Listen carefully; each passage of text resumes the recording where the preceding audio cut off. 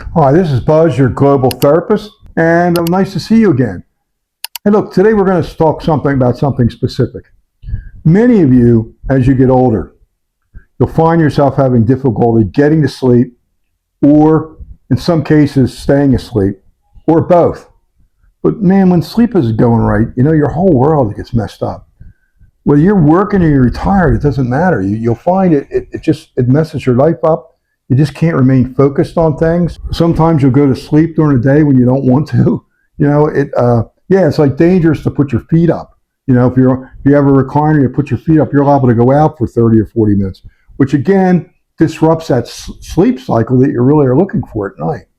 So a lot of times people go for sleep studies, and I've done those where they wire you up, they put you in a little hotel room kind of setup, and the respiratory therapists regulate you all night long. Everything from your heart rate to your blood pressure and of course your brain waves. So they're going to be able to tell, for example, the one big thing they're going to tell was whether you have sleep apnea. Some of these cases are medically, and sleep apnea is certainly a medical problem, and it can be deadly. There's people die from it because you basically stop breathing. And breathing is important. You'll find that a lot of people sometimes will stop breathing it's not unusual for people to stop breathing. But if they stop breathing often, or their lack of breathing lasts a period of time, that can be dangerous, because that means that they have some sort of a blockage.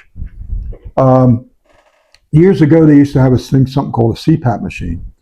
Today, they have a lot of other options. So certainly you get help with that. My focus is more on the anxiety of it, okay? Because one of the problems I had, and I did a lot of work about a little over 10 years ago, which at the time was groundbreaking, was doing something called desensitization. In other words, helping people that had difficulty using these CPAP machines. And I also did help people to work through this anxiety. And I'm going to give you a little help today on that, okay? But when you go to a psychiatrist or even a family doctor, a lot of times, when you go to a doctor wants us to fix your problem. He doesn't want you to leave with the problem you came in with, because what is your expectation? I'm going to go to the doctor and tell him what's wrong. He's going to diagnose me. He's going to give me a prescription. I'm going to leave. I'm going to take the prescription, and I'm going to feel a whole lot better. And look, that's a reasonable expectation, I guess, right? So what the doctors typically give, historically, would give something like Ambien. Ambien is it's classified as a sedative hypnotic. So I want to talk a little bit about why they use this type of medication. When you go to sleep at night, basically, this is what we would call self-hypnosis. You get to the place where you just lose thought for a minute, and you go under. A hypnotist generally can work with one of two things. They either want you to think about nothing at all, or think about one thing. But that one thing has to be something that's not stressing you out. So what I did, only because it's just something I was interested in, but it wasn't something that would keep me up, I would play golf mentally. I would go to the golf course and pretend like I'm playing golf. I rarely made it to the second or third hole before I was asleep. Works every time. Why? Well, because a golf course is something I enjoy being there. So I like the greenery. I like the weather. The sun's out. You're in a good mood. You're not working. You're having fun. So that's a very relaxing activity for me to do. And so when I think about that, as I'm laying there in the bed, I go to sleep right. Now let's trade that. Suppose I'm thinking about what I got to do the next day, or I got to think about all the crap that went down today that didn't go well. Either one of those things, they'll keep you up. Or you're thinking about your kids and worried about your kids. Whatever it might be, if it's something that's stressful, it's going to keep you up. And that creates anxiety. So the question is, what are you thinking about? If you're thinking about one thing, is it something that's going to bring peace to your mind? Or is it something that's going to bring either chaos or anxiety to your mind? And if it's the latter, you're going to have trouble getting asleep, and you're going to have trouble staying asleep. So what about the sedative? It's a sedative hypnotic. What's a sedative? Sedative is a pill to calm you down. Now, let me tell you about why these medications, and most doctors that prescribe this will generally tell you not to take it long term because these are very, very addicting. And what I mean by that is, let's say you take it for about a month and you decide, okay, I'm not going to come off it. I'm sleeping well enough. I feel better. I'm going to come off the medication. And all of a sudden you get what's called rebound insomnia. That insomnia comes back. That insomnia comes back with a vengeance. And it's way worse than it was when you first came into the doctor. It's that bad. So you got to make sure that when you're taking a sedative hypnotic, you don't take it very long. Here's the other thing about sedative hypnotics. Under hypnosis, it wouldn't be out of the question for people to get up in the middle of the night. Now, my most extreme case was I had a 63-year-old man who was taking Ambien. He ended up getting into his car, driving his car, and he was like all over the road. The police pulled him over. He was already he became a patient of mine after this arrest. But he was arrested for DUI. I evaluated him. I presented to the judge what I call mitigating circumstances. Number one, that he was doing what he was prescribed to do. He wasn't doing anything illegal. He wasn't out there drinking at the bar or anything and was careless. He was under a doctor's directives. And guess what the judge said? Didn't buy it.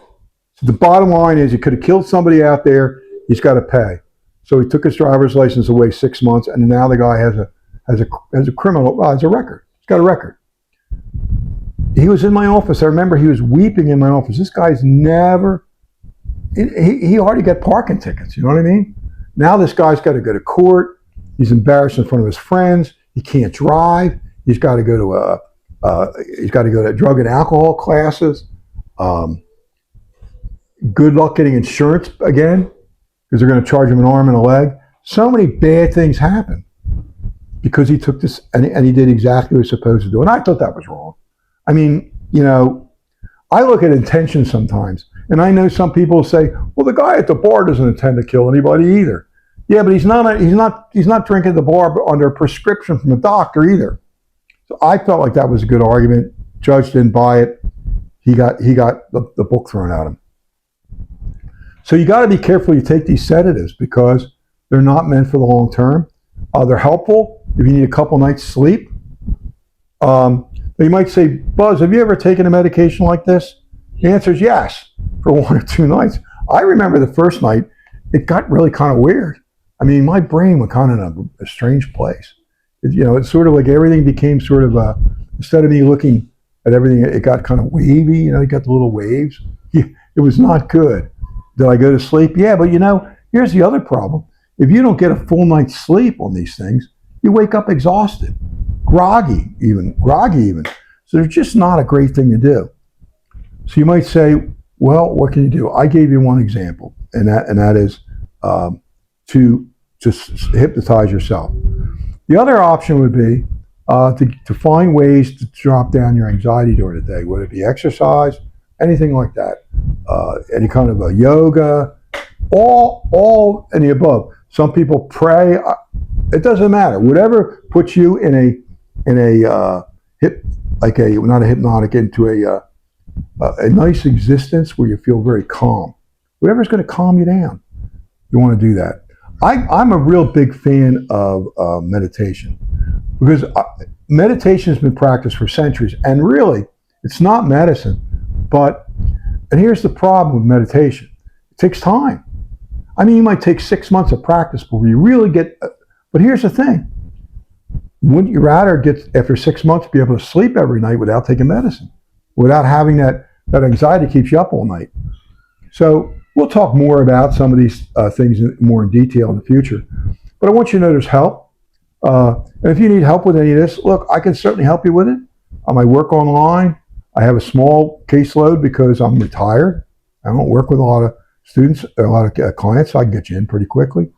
There'll be some details along the way you'll see in my video on how you get a hold of me. In the meantime, please subscribe. Help me build this channel.